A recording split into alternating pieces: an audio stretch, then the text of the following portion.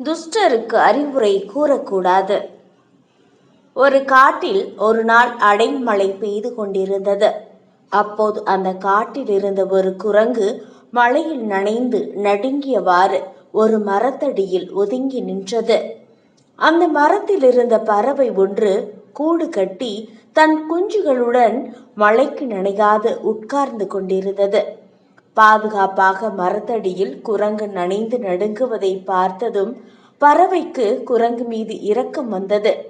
மனம் பொறுக்காமல், குரங்காரே, என்னை பாரும், வெயில் மழையிலிருந்து என்னையும் என் குஞ்சுகளையும் காப்பாற்றிக் கொள்ள கூடு கட்டியிருக்கிறேன். அதனால்தான் இந்த மழையிலும் நாங்கள் சந்தோஷமாக இருக்கிறோம். நீரும் அப்படி ஒரு பாதுகாப்பான கூடு செய்திருக்கலாமே. கூடு இருந்தால் நீர் இப்படி நனைய மாட்டீரல்லவா என்று புத்தி சொன்னது. இதனை கேட்ட குரங்காருக்கு கோபம் சீறி கொண்டு வந்தது. உன்னைவிட நான் எவ்வளவு வலுவானவன் எனக்கு சொல்கிறாயா?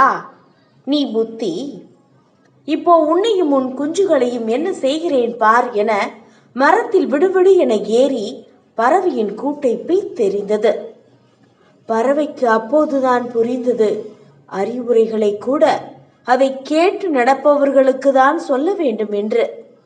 துஷ்டனுக்கு நல்லது சொல்ல போய் தனக்கும் தன் குஞ்சுகளுக்கும் பாதுகாப்பாக இருந்த கூட்டை இழந்து நனைகின்றோமே என மனம் வருந்தியது.